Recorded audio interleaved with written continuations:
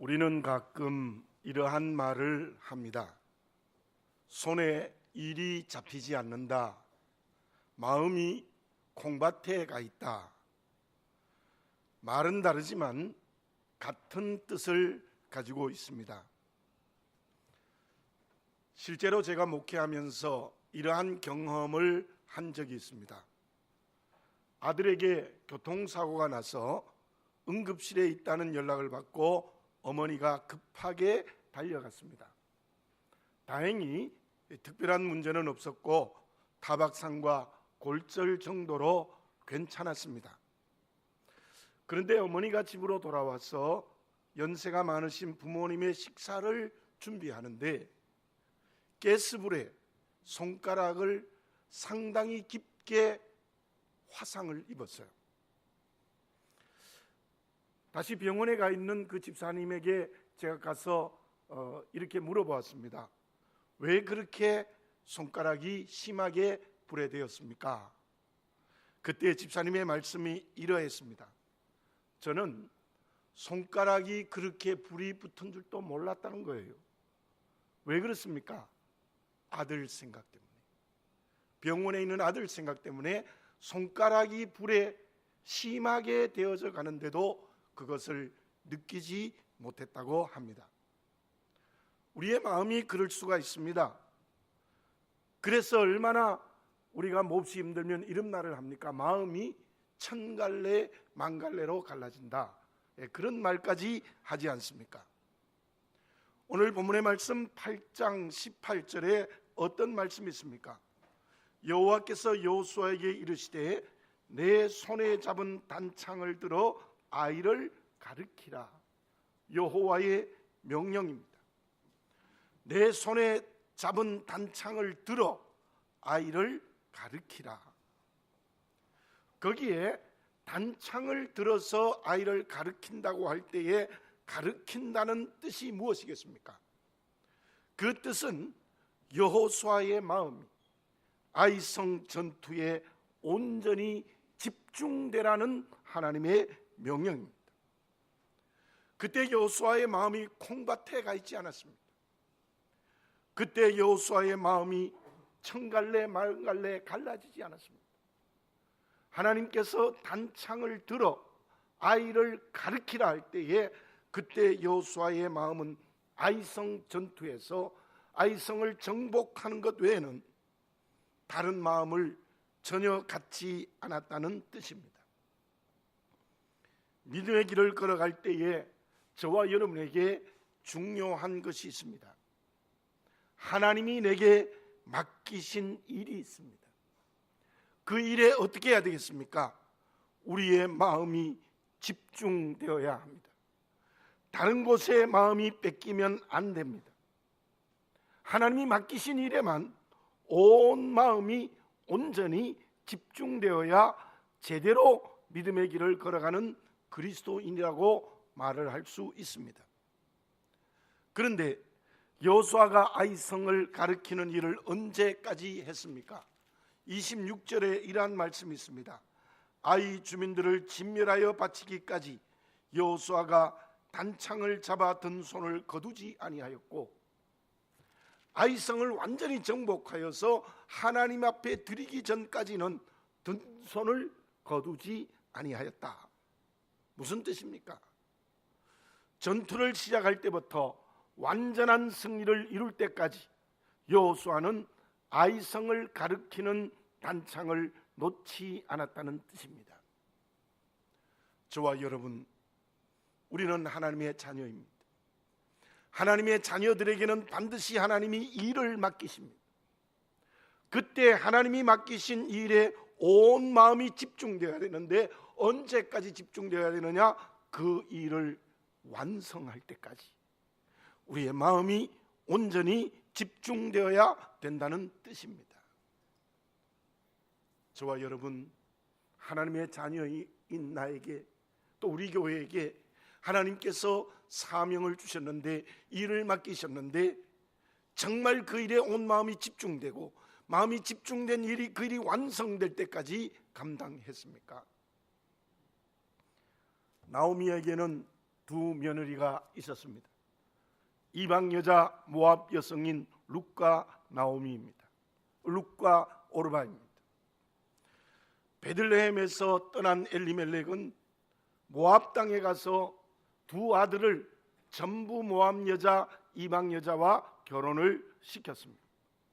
근데 얼마의 시간이 지나지 않아 재산을 다 잃어버리고 남자 세 사람도 다 죽었습니다. 재산은 전혀 없고 여성 3명만 남았습니다. 그때 나오미는 베들레헴 고향으로 돌아가기로 결정하고 두 며느리에게 이렇게 말합니다. 너희들은 갈 길로 돌아가라. 나는 고향 베들레헴으로 가겠다. 그때 오르바는 어땠습니까? 아마 그 성경 말씀을 통해서 마음에 갈등이 있었던 것 같아요. 어머니를 따라가느냐, 나는 세상으로 돌아가서 다시 남자를 만나 결혼하여 행복하게 사느냐, 또 두 가지의 마음이 갈등이 있을 때에 결국 오르바는 예의를 갖추는 것 같았지만 세상으로 가버렸습니다. 그런데 룻은 어땠습니까? 어머니의 하나님이 나의 하나님이요 어머니의 백성이 나의 백성입니다.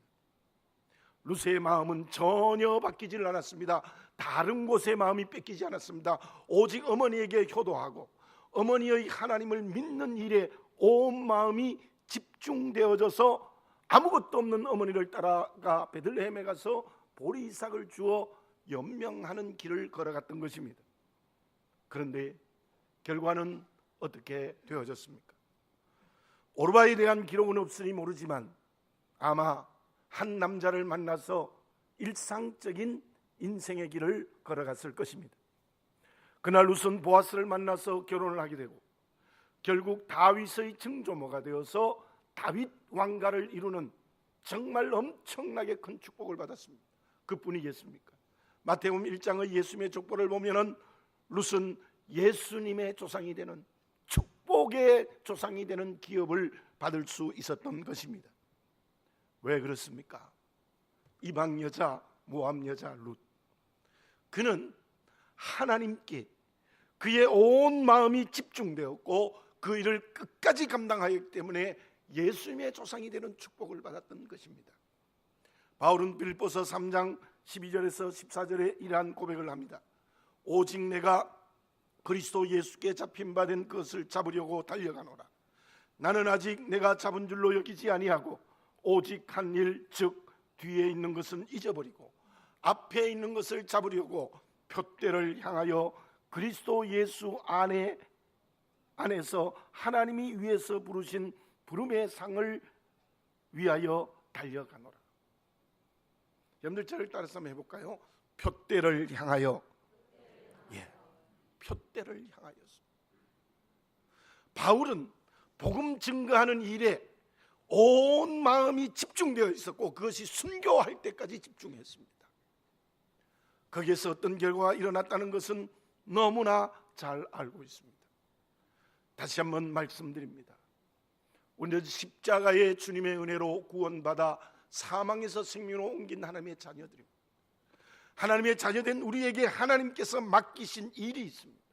물론 그것은 다양하고 여러 가지일 수 있습니다. 그러나 내게 주어진 일이 하나님이 맡기신 사명의 일이라고 하면 그 일을 완성할 때까지 그 일에 집중하는 저와 여러분들이 되어져야 될 줄로 믿습니다. 그 옛날 하나님이 여호수아에게 아이를 가르치라면 명령만 한 것이 아니고 오늘 저와 여러분에게 우리 교회에게 너의 단창을 들어 아이를 가르치라, 이 말씀에 온 마음이 집중되어 정복할 때까지 순종하는 그리스도인의 길을 걸어가야 될 줄로 믿습니다. 그 사람이 제대로 된 그리스도인이요 예수님의 제자입니다. 자, 그러면 여호수아가 아이를 가르침으로 아이성을 정복했다고 했는데 아이를 가르치기 전에 무엇을 통해서 그 아이성을 가르쳤습니까? 다시 말씀드리면 우리가 하나님의 일을 하는 주의 제자가 되기 위하여 먼저 해야 될 일이 있습니다. 그것이 무엇입니까? 박물관은 살아있다라는 공상소설이 있습니다. 그 소설이 영화화되어서 많은 인기를 얻기도 했죠. 그 내용을 간단히 설명하면 이렇습니다. 박제된 사람이나 동물을 밤이 되면 박제의 틀을 깨고 살아 움직입니다. 박제로 만들어진 루스벨트 대통령이 살아나고, 카우보이 제레다야가 살아나고, 원숭이 덱스타가 살아나고, 공룡이 날아다닙니다. 심지어 황제의 찬성과 반대편이 되어서 전투를 벌이기도 합니다. 그래서 야간 경비원이었던 레리는 박제된 동물이 살아 움직이는 한밤에 새로운 개관을 하게 되는 겁니다. 물론 그것이 벽에 부딪히는 문제가 있지만, 그 영화를 보면서 제 가슴에 느껴지는 것이 있었습니다. 아마 목사이기 때문에 그러한 생각을 한 것 같습니다. 대개 성경 말씀이 기록된 것이 뭐 더 멀리 잡기도 합니다만, 지금부터 3200년 전부터 한 2000년 전까지 그 어간에 성경 말씀이 사람에 의하여서 기록이 되어졌습니다. 그런데 그 성경 말씀이 그 시대에만 주어진 것입니까? 성경 말씀이 그 시대에만 주어졌다면 하나님의 말씀은 박제된 것과 같습니다. 3000년 전, 2000년 전에 사람이 기록한 하나님의 말씀은 오늘 나에게 살아있어야 합니다. 오늘 나에게 살아있어야 그 사람이 생명으로 사는 그리스도인입니다. 그런데 그 하나님의 말씀이 오늘 살아있지 않으면 그 사람은 박제된 그리스도인이 되고 마는 것입니다. 저와 여러분, 말씀이 내게 살아있습니까? 구약 성경의 말씀이, 신약 성경의 말씀이, 귀에 들리는 말씀이, 선포되는 말씀이 내게 살아있습니까?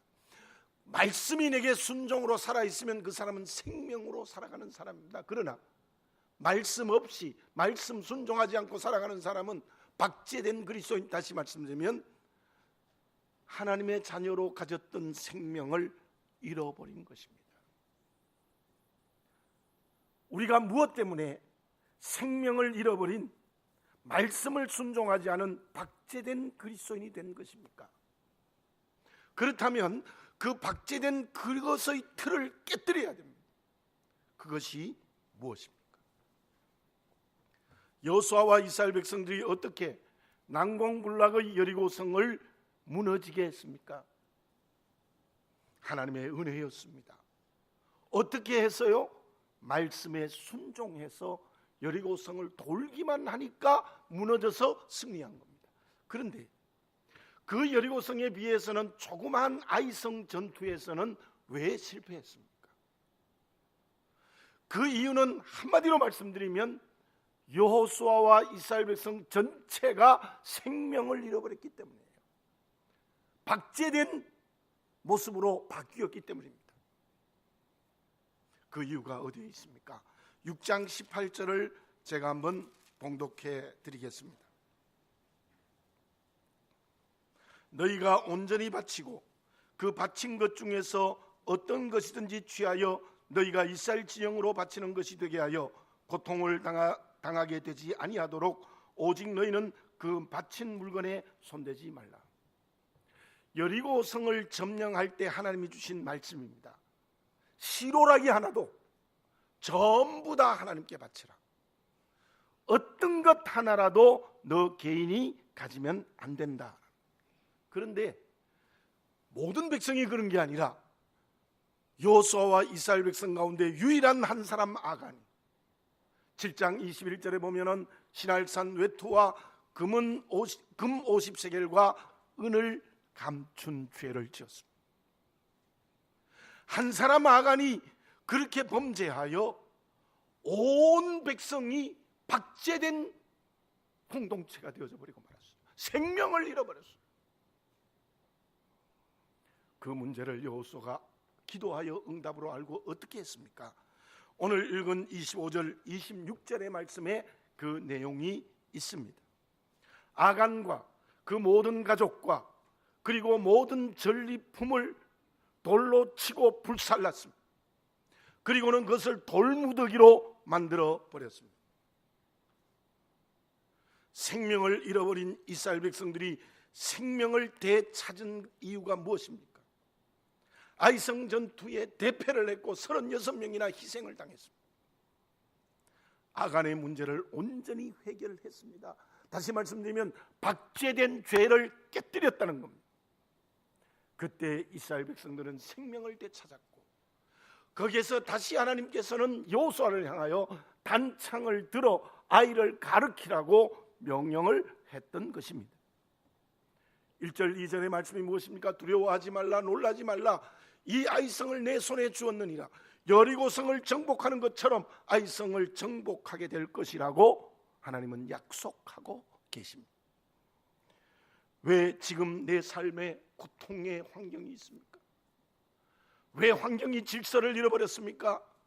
왜 인간관계에 문제가 있는 것입니까?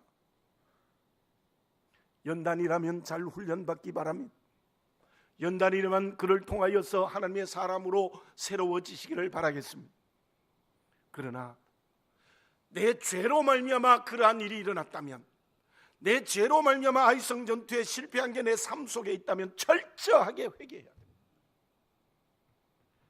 회개하지 않으면 생명을 찾을 수가 없고, 생명을 찾지 못하면 아이성을 결코 정복해낼 수 없다는 것을 이 말씀을 통하여서 보아야 되는 것입니다.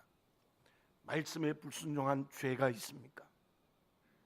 그것을 온전히 버려야 합니다. 아간의 죄가 내게 있습니까? 교회 공동체에 있습니까? 그 사람도 그 교회도 생명을 잃어버린 것입니다. 그곳에는 언제나 패배와 고통밖에 없다고 분명히 말씀하고 있습니다. 저와 여러분, 또 우리 교회 공동체, 생명을 회복하기 위하여, 하나님의 자녀로서의 생명을 회복하기 위하여 죄를 버리는 철저한 회개가 있어야 될 줄로 믿습니다. 누가복음 15장 8절에서 10절에 보면은 잃어버린 드라크마 비유가 있습니다. 한 여자가 10드라크마 중에 1개를 잃어버렸습니다. 등불을 켜고 빗자루로 쓸면서 부지런히 찾았습니다. 결국 찾았습니다. 어떻게 했습니까? 온 동네와 이웃 사람들을 불러 큰 잔치를 베풀었다고 했습니다. 그 비율을 가만히 보십시오. 1드라크마는 노동자의 하루 품삯 정도밖에 안 됩니다. 그런데 동네 사람을 불러 잔치했다면 돈이 얼마나 들었겠습니까? 아마 1드라크마로는 결코 안 되었을 것입니다. 그런데 왜 그렇게 기뻐하고 동네 사람들 모아서 잔치를 베풀었습니까? 그 10드라크마는 대개 목걸이로 만들어진 것이고, 머리에 매기도 하고 목에 걸기도 하는데, 그런 신랑이 결혼할 때 신부에게 준 약속의 증표입니다. 우리로 말하면 약속의 반지 혹은 약속의 목걸이와 같은 거예요. 근데 그 중에 1개가 없어지면 약속이 깨어지는 거예요. 신랑과 신부, 남편과 아내의 결혼의 서약이 깨어지는 겁니다. 그래서 그 1개를 부지런히 찾아서, 찾은즉 동네 사람을 불러서 잔치를 베푼 거예요. 신랑과 신부의 깨어졌던 약속을 회복했기 때문에, 그렇게 좋아서 기뻐서 온 동네 사람을 불러서 잔치한 겁니다. 사랑하는 교우 여러분들, 9가지는 말씀에 순종했으면서 1가지의 말씀을 순종하지 못했습니까? 그것이 죄입니다. 100가지의 말씀을 순종하면서 1개의 말씀을 거역했습니까? 그것이 생명을 잃어버린 것입니다. 다 순종한 것 같은데 결정적인 1가지의 말씀을 순종하지 않았습니까? 그것이 죄입니다. 그 죄가 내게 있습니까? 우리 교회에 있습니까? 가정에 있습니까? 삶의 현장에 있습니까? 그 죄를 온전히 회개하시기를 바라겠습니다. 죄를 회개한 게 얼마나 귀중한가 하면 다윗이나 바울에게서 그것을 발견할 수 있습니다. 다윗은 남의 아내를 자기의 아내로 가로채고 그 남편 우리아를 격전지에 보내 죽이는 엄청난 죄를 지었습니다. 바울은 율법에 심취되어 주님을 대적하였고 스데반을 돌로 쳤고 증인이 되었습니다. 어쩌면 다윗과 바울은 다 살인자입니다. 그런데 그 다윗과 바울이 끝까지 하나님의 귀한 쓰임을 받은 이유가 무엇입니까? 철저히 회개했기 때문에. 철저히 회개하여 생명을 회복하기 때문에 다른 사람보다 더 구별되게 끝까지 쓰임받게 되어졌습니다. 그러나 사울 왕이나 가룟유다 같은 사람을 보면은 회개하지 않았습니다. 끝까지 회개하지 않았습니다.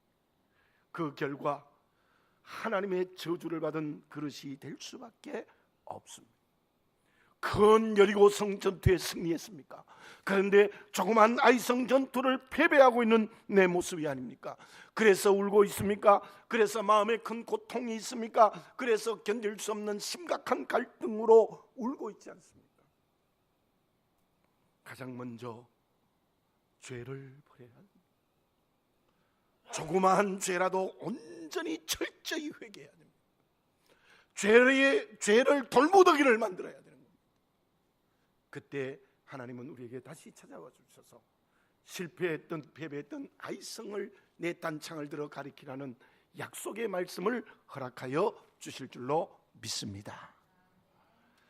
그러면 철저히 회개하고 잃어버린 생명을 되찾으면 아이성을 정복한다고 했는데 그 정복하는 방법이 무엇이었습니까? 우리들이 내 앞에 있는 아이성을 온전히 정복하는 세속화된 이 세상을 하나님의 나라로 만드는 사명을 완수하는 방법은 무엇입니까? 왕자가 사냥길을 나갔다가 산속에서 길을 잃어버렸습니다. 온 산속을 헤매다가 양을 치는 목동을 만나요. 왕이 그 목동에게 이렇게 물었습니다. 내가 길을 잃어버렸는데 길을 왕궁까지 안내해 줄 수 있겠느냐? 그때 목동은 대답합니다. 왕자님, 갈 수 없습니다. 저에게는 많은 양떼들이 있기 때문에 그 양떼를 두고 왕자의 길을 안내할 수 없습니다. 그때 한 번 더 왕자는 간청을 합니다. 너가 받는 일당에 100배를 줄 테니 내 길을 좀 안내해 달라. 그럴 수 없습니다라고 잘라서 거절합니다. 그때 왕자가 칼을 빼어서 이 목동의 목에 겨누고 너 나를 안내 안 하면 죽이겠다. 그랬더니 목동이 이렇게 대답합니다. 왕자님, 제 목숨이 죽을지라도 저는 양떼를 버릴 수 없습니다. 하는 수 없이 왕자는 포기하고 말로 안내해 주는 길을 찾아 나섰습니다. 저 앞에 보이는 산을 넘으시고 서쪽으로 조금 더 가면은 왕궁이 나타날 것입니다. 그 말을 듣고 우여곡절 끝에 왕궁으로 돌아왔고 얼마의 시간이 지나지 않아 그 왕자가 아버지를 이어 왕이 되어졌습니다. 자기 바로 밑에 일할 재상을 뽑는데 누구를 뽑을 것인가? 왕자는 아무리 생각해봐도 사람이 떠오르지 않았어요. 결국은 그렇다. 무릎을 치면서 그가 생각한 것이 그 목동을 데려오면 재상으로서의 역할을 잘 할 것이다. 목동을 재상으로 삼았고 그 목동 재상은 명제사장이 되었다는 이야기입니다.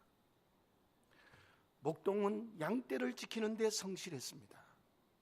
돈에 넘어가지 않았습니다. 칼끝에 넘어가지 않았습니다. 생명을 걸고 양떼를 지키는 모습을 볼 수 있습니다. 자기의 전부를 통하여서 양떼를 지키는 목동이었습니다.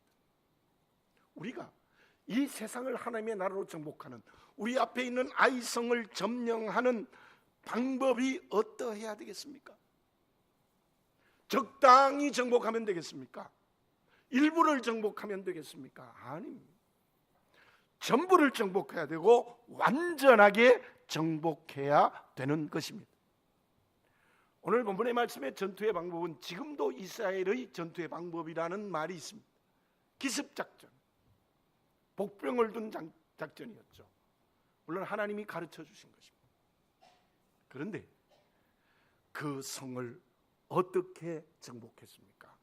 26절을 제가 한번 봉독해 드리겠습니다. 아이 주민을 진멸하여 바치기까지 여호수아가 단창을 잡아 든 손을 거두지 아니하였고, 무슨 말씀입니까? 아이성을 완전히 진멸시켰다는 거예요. 적당히 진멸시킨 게 아니에요. 일부만 진멸시킨 게 아니에요. 앞뒤 말씀을 전부 읽으면 철저하게 제거해 버렸습니다.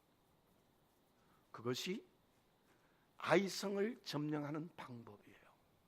그런데 그렇게 아이성을 완전히 점령할 때 그 대상이 누구였습니까? 첫째로는 아이성의 왕. 23절에 보면은 아이 왕을 사로잡아 여호수아 앞으로 끌어왔더라. 또 29절에 보면 그가 또 아이 왕을 저녁 때까지 나무에 달았다가 해질 때 명령하여 그의 시체를 나무에서 내어 그 성문어기에 던지고 그 위에 돌로 큰 무더기를 쌓았더니 그것이 오늘까지 있더라. 자, 본문의 말씀을 읽어보면요, 저도 그런 생각이 들어요. 섬뜩해요. 너무 심하다, 이럴 수가 있겠네요. 그런데요, 이 말씀이 오늘 우리에게 주는 메시지가 있습니다. 왕을 사로잡았고 여호수아 앞에 끌어왔고 그 시체를 해질 때까지 백성이 보도록 나무에 달았고, 그리고는 돌무더기를 만들어 버렸습니다. 아이성을 완전히 정복하는데 첫 번째로 제거해야 될 것은 아이성의 왕입니다. 왕을 제거하지 않고는 아이성을 완전히 정복할 수 없습니다. 그 아이성의 왕은 오늘 우리에게 무엇이겠습니까? 누구이겠습니까?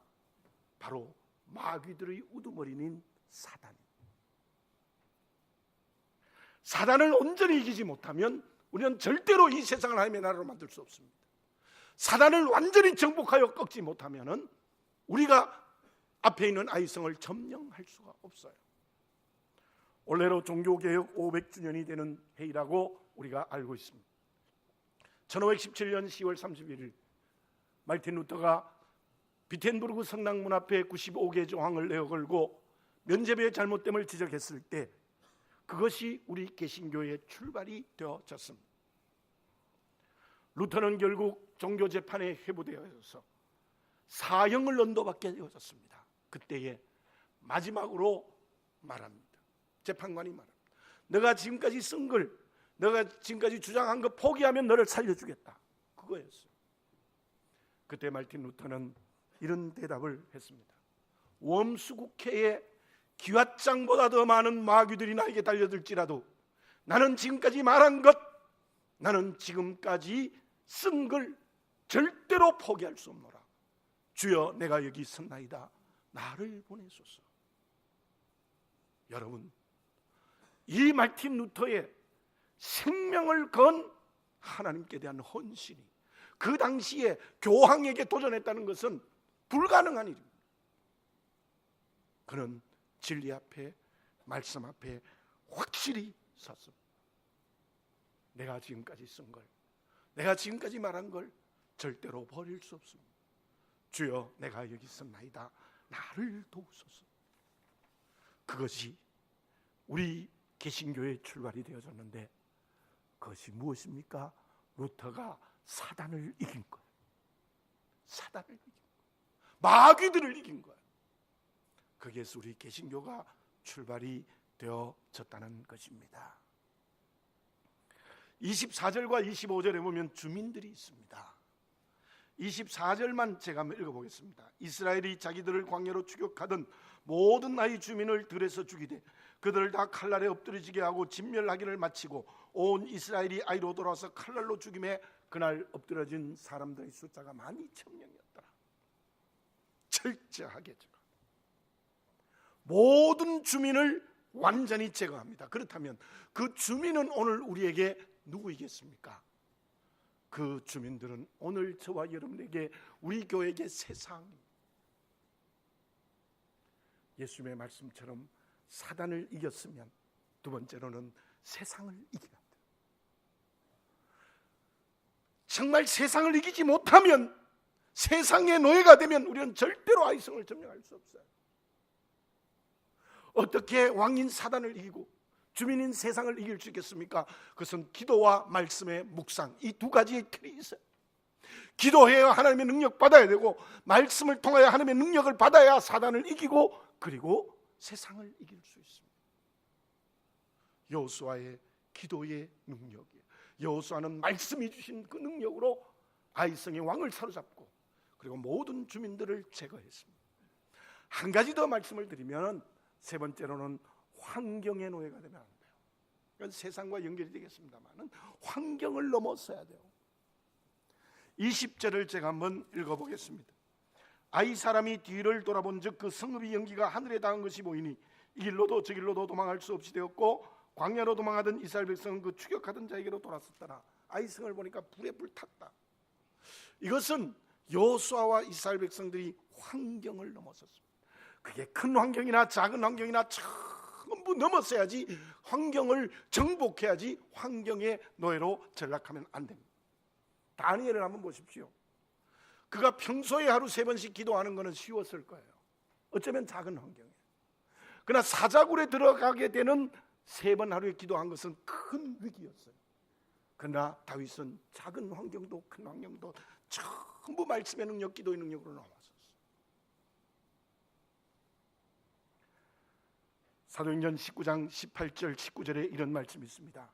믿은 사람들이 많이 와서 자복하여 행한 일을 알림해 또 마술을 행하던 많은 사람들이 그 책을 모아 가지고 와서 모든 사람 앞에 불사르니 그 책값을 계산한 즉 은 5만이나 되더라. 바울이 에베소에 복음 증거했을 때 많은 사람들이 구원받았어요. 심지어 마술하던 사람들이 다 죽게 돌아오고 마술책을 불태웠는데 그게 은 5만이나 되었더라. 에베소 도시가 바울의 복음 증거로 빛으로 변화되는 역사가 일어났던 거예요. 어떻게 해요? 바울 한 사람이 사단을 이겼어요. 세상을 이겼어요. 환경을 넘어섰어요. 여러분, 우리가 정말 회개하여 하나님의 사명의 길을 걸어가는 그리스도인이 된다면 왕인 사단을 이겨야 됩니다. 주민인 세상을 이겨야 됩니다. 환경을 넘어서야 됩니다. 그때 우리는 진정 우리 앞에 있는 아이성을 정복하는 역사가 일어나게 될 줄로 믿습니다. 결과는 어떻게 되어졌습니까? 8장 2절을 한번 보십시오. 제가 다시 한번 읽어보겠습니다. 너는 여리고와 그 왕에게 행한 것 같이 아이와 그 왕에게 행하되 오직 거기서 탈취한 물건과 가축은 스스로 가지라. 여러분들 다르죠? 그죠? 여리고성 점령에는 시로라기 하나 가지면 돼요? 안 돼요? 안 돼. 그런데 아이성 전투에는 너가 가진 전리품 전부 너희들 가지라 그랬어요. 이거 어떻게 된 건가? 가나안 성 전투의 첫 승리가 여리고성이에요. 첫 것은 내게 아니에요. 다 하나님께 드리라는 거예요. 그는 11조일 수도 있고 여러분들 내게 있는 어떤 첫 것일 수 있어요. 첫 것은 내 것이 아니라 다 드리라는 거예요. 물론 10가지 다 하나님의 것이지만 여기 실제로 하나님께 드릴 첫 것은 하나님께 드리면 9은 주신다는 말씀이에요. 두 번째 아이성 전투, 다음에 칠 전투에도 다 너에게 주겠다는 거예요. 여러분들 물질 축복받는 방법을 여기서 발견하시기를 바라겠습니다. 자, 어쨌든 이제는 아이성 전투에서의 전리품은 바로 이스라엘 백성의 축복이 되어진 것입니다. 그 축복을 받는 그릇이 되어져야 될 줄로 믿습니다.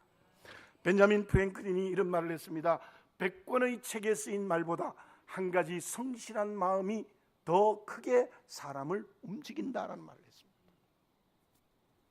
우리 하나님의 마음을 움직입시다. 어떻게 해요? 단창을 들어. 단창은 우리의 은사예요. 제가 설명 안 했습니다만 우리의 모든 단창을 들어 마음이 온전히 집중되어 아이를 가르칩시다.